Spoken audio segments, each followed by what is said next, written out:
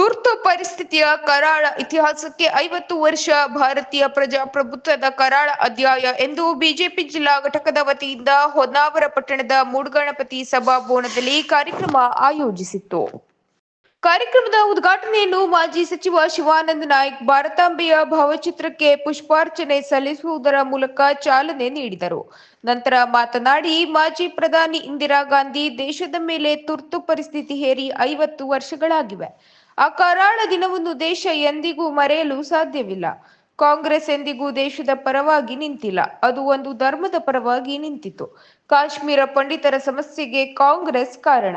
ಕಾಂಗ್ರೆಸ್ ಯಾವತ್ತೂ ಹಿಂದೂಗಳ ಪರವಾಗಿ ನಿಂತಿಲ್ಲ. ಬಹುಸಂಖ್ಯಾತ ಹಿಂದೂಗಳ ಮೇಲೆ ಮಾಡಿದ ದೌರ್ಜನ್ಯದಿಂದಾಗಿ ಇಂದಿನ ಹೀನಾಯ ಸ್ಥಿತಿಗೆ ಬಂದಿದೆ ಎಂದು ಆಪಾದಿಸಿದರು. ಇವತ್ತು 50ನೇ ವರ್ಷಕ್ಕೆ ಆಚರಣೆ ಮಾಡುವುದಿಲ್ಲ, ಪ್ರತಿ ವರ್ಷ ಕೂಡ ಆಚರಣೆ ಮಾಡ್ತಾ ಬಂದಿದ್ದೇವೆ. ಒಂದೇ ಇದು ಒಂದು ಎಮರ್ಜೆನ್ಸಿ ಹೇರಿರುವುದಷ್ಟೇ ಅಲ್ಲ, ಅವರೊಂದು ಪ್ರತಿಯೊಂದು ನಡೆಯಲ್ಲೂ ಕೂಡ ಭಾರತದ ವಿರುದ್ಧವಾದ ಒಂದು ತೀರ್ಮಾನವನ್ನೇ ತಗೊಂಡಿದ್ದಾರೆ. ಅದು ಉದಾಹರಣೆ ಯಾವುದೇ ಅವರ ಕಾರ್ಯಕ್ರಮ ಇರಬಹುದು, ಅವರ ಒಂದು ಕಾಶ್ಮೀರದಲ್ಲಿದ್ದಂಥ ಪಂಡಿತರನ್ನು ಅಲ್ಲಿಂದ ಅವ್ರನ್ನ ಗಡಿಪಾರು ಮಾಡಿದಂಥದ್ದಿರ್ಬೋದು, ಅವ್ರನ್ನ ಹತ್ಯೆ ಮಾಡಿದಂಥದ್ದಿರ್ಬೋದು. ಆ ಸಂದರ್ಭದಲ್ಲಿ ಕಾಂಗ್ರೆಸ್ ಅಧಿಕಾರಕ್ಕೆ ಇದ್ದಂಥ ಸಂದರ್ಭದಲ್ಲಿ ಯಾವತ್ತೂ ಕೂಡ ಹಿಂದೂಗಳ ಪರವಾಗಿ ನಿಂತ್ಕೊಳ್ಳಿಲ್ಲ. ಕಾಶ್ಮೀರದ ಆ ಹಿಂದೂಗಳ ವಿರುದ್ಧವಾಗಿ ನಡ್ಕೊಂಡು ಬಿಟ್ಟರೆ ಅಲ್ಲಿ ಇವತ್ತು ಕಾಶ್ಮೀರದಲ್ಲಿ ಈ ಒಂದು ಪರಿಸ್ಥಿತಿ ಇದೆ, ಇವತ್ತು ಕೂಡ ಸಮಸ್ಯೆ ಉಳ್ಕೊಂಡಿದೆ ಅಂದರೆ ಅದಕ್ಕೆ ಮುಖ್ಯ ಕಾರಣ ಕಾಂಗ್ರೆಸ್ ಸರ್ಕಾರವನ್ನು ಈ ದೇಶದಿಂದನೇ ಈಗಾಗಲೇ ಕಿತ್ತೆಸಿತಾ ಇದ್ದಾರೆ. ಅದಕ್ಕೆ ಮುಖ್ಯ ಉದ್ದೇಶ ಅವ್ರು ನಡ್ಕೊಂಡಂಥ ರೀತಿ, ಅವರು ಬಹುಸಂಖ್ಯಾತರಾಗಿರುವ ಹಿಂದೂಗಳ ಮೇಲೆ ಮಾಡುವಂಥ ದೌರ್ಜನ್ಯದಿಂದ ಇವತ್ತು ಅವರ ಸರ್ಕಾರ ಅವರು ಈ ರೀತಿ ಮಟ್ಟಕ್ಕೆ ಬಂದಿದ್ದಾರೆ. ಬರುವಂಥ ದಿವಸದಲ್ಲಿ ನಮ್ಮ ಮೇಲೆ ಭಾಳ ದೊಡ್ಡ ಹೊಣೆಗಾರಿಕೆ ಇದೆ. ಬರುವಂಥ ದಿವಸದಲ್ಲಿ ಪ್ರತಿಯೊಂದು ಗ್ರಾಮ ಮಟ್ಟದಲ್ಲೂ ಕೂಡ ಕಾಂಗ್ರೆಸ್ಸಿನ ನೀತಿ ಮತ್ತು ರಾಜ್ಯದಲ್ಲಿ ಇರುವಂಥ ಸರ್ಕಾರದ ನೀತಿಯನ್ನು ನಾವು ಹೇಳಬೇಕಾಗ್ತದೆ.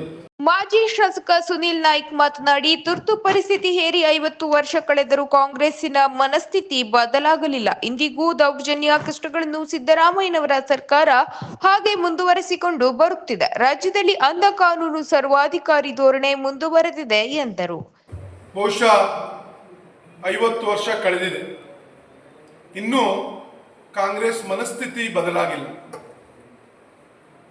ಕಳೆದ 50 ವರ್ಷದಿಂದ ಹಿಂದೆ ಏನಾಯಿತು ಅಂತಕ್ಕಂಥದ್ದು ಪ್ರತಿಯೊಬ್ಬ ಕಾರ್ಯಕರ್ತರಿಗೂ ಸಜ್ಜನರು ಗೊತ್ತಿದೆ.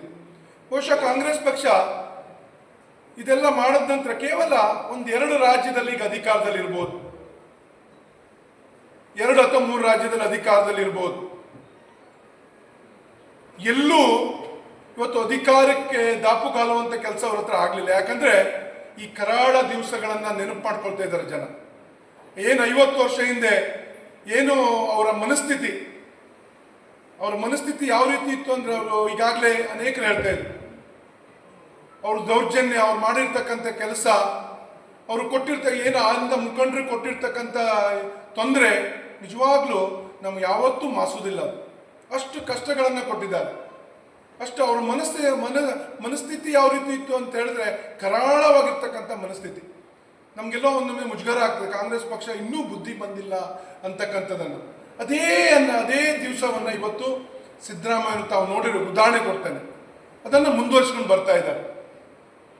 ಯಾಕಂದ್ರೆ ಇವತ್ತು ಅಂಧ ಕಾನೂನು ಇವತ್ತು ರಾಜ್ಯದಲ್ಲಿ ನಡೀತಾ ಇದೆ. ಅಂಧ ಕಾನೂನು ಅವ್ರು ಸರ್ವಾಧಿಕಾರಿ ಧೋರಣೆ, ಎಲ್ಲೂ ಪ್ರಜಾಪ್ರಭುತ್ವಕ್ಕೆ ಮತ್ತು ಸಾಮಾಜಿಕ ನ್ಯಾಯಕ್ಕೆ ಎಲ್ಲೂ ಒತ್ತು ಕೊಡ್ತಾ ಇಲ್ಲ. ಕಾರ್ಯಕ್ರಮದ ಅಧ್ಯಕ್ಷತೆ ವಹಿಸಿದ್ದ ಬಿಜೆಪಿ ಜಿಲ್ಲಾಧ್ಯಕ್ಷ ಎನ್ಎಸ್ ಹೆಗಡೆ ಮಾತನಾಡಿ, ಇಂದಿರಾ ಗಾಂಧಿ ಅಧಿಕಾರಕ್ಕೆ ಸ್ವಹಿತಾಸಕ್ತಿಗಾಗಿ ಪ್ರಜಾಪ್ರಭುತ್ವದ ಘನತೆಯನ್ನು ಧಕ್ಕರಿಸಿ ಸಂವಿಧಾನಕ್ಕೆ ಅಪಪ್ರಚಾರ ಮಾಡಿ ತುರ್ತು ಪರಿಸ್ಥಿತಿಯನ್ನು ಘೋಷಿಸಿದ್ದರು ಎಂದು ಆಪಾದಿಸಿದರು. 1975 ಜೂನ್ 25ನೇ ತಾರೀಕು ಇವತ್ತು 50 ವರ್ಷ ಕಳೆದಿದೆ. ಅಂದಿನ ಕಾಂಗ್ರೆಸ್ಸಿನ ಪ್ರಧಾನಮಂತ್ರಿ ಆದಂಥ ಶ್ರೀಮತಿ ಇಂದಿರಾ ಗಾಂಧಿ ಅವರು ಕೇವಲ ಸರ್ವಾಧಿಕಾರಕ್ಕೋಸ್ಕರ, ಕೇವಲ ತಮ್ಮ ಸ್ವಹಿತಕ್ಕಾಗಿ ಇಡೀ ಪ್ರಜಾಪ್ರಭುತ್ವದ ಘನತೆಯನ್ನು ಧಿಕ್ಕರಿಸಿ ಪ್ರಜಾಪ್ರಭುತ್ವಕ್ಕೆ ಕಪ್ಪು ಚುಕ್ಕೆಯನ್ನು ಕೊಟ್ಟಂತಹ ಮತ್ತು ಅಂಬೇಡ್ಕರ್ ಅವರ ಸಂವಿಧಾನಕ್ಕೆ ಅಪಚಾರವನ್ನು ಮಾಡಿದಂತಹ ಕೃತ್ಯವನ್ನು ಅವತ್ತು ಘೋಷಿಸಿದರು. ತುರ್ತು ಪರಿಸ್ಥಿತಿಯನ್ನು ಘೋಷಣೆ ಮಾಡುವುದರ ಮುಖಾಂತರ ನಡ್ಕೊಂಡ್ರು. 50 ವರ್ಷಗಳಿಂದಲೂ ಸಹ ನಾವು ಈ ತುರ್ತು ಪರಿಸ್ಥಿತಿಯ ಕಾರ್ಯಕ್ರಮದ ನೆನಪು ಅಂತೇಳಿ ನಮ್ಮ ಕಾರ್ಯಕರ್ತರ ಮುಂದೆ ಈ ಕಾರ್ಯಕ್ರಮ ಯೋಜನೆ ಮಾಡ್ತಾ ಬಂದಿದ್ದೀವಿ. ವಿಶೇಷವಾಗಿ ಈ ಸಲ 50 ವರ್ಷ ತುಂಬಿರುವಂಥ ಹಿನ್ನೆಲೆಯಲ್ಲಿ ಇದು ಸಮಾಜದ ಮಧ್ಯೆ ಚರ್ಚೆ ಆಗಬೇಕು ಅಂತ ಯೋಜನೆಯನ್ನು ಇಟ್ಕೊಂಡು ಇಡೀ ಜಿಲ್ಲೆಯಾದ್ಯಂತ ಈ ಕಾರ್ಯಕ್ರಮ, ದೇಶಾದ್ಯಂತ ಕಾರ್ಯಕ್ರಮ ನಡೀತಾ ಇದೆ.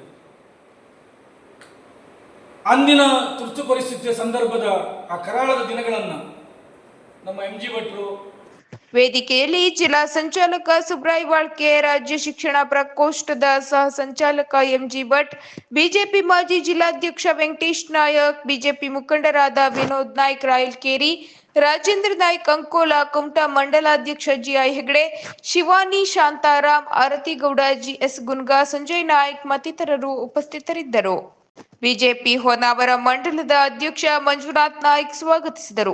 ಪ್ರಧಾನ ಕಾರ್ಯದರ್ಶಿ ಗಣಪತಿಗೌಡ ಚಿತ್ತಾರ್ ಕಾರ್ಯಕ್ರಮ ನಿರ್ವಹಿಸಿದರು. ಪ್ರಧಾನ ಕಾರ್ಯದರ್ಶಿ ಯೋಗೇಶ್ ಮೆಸ್ತಾ ವಂದಿಸಿದರು.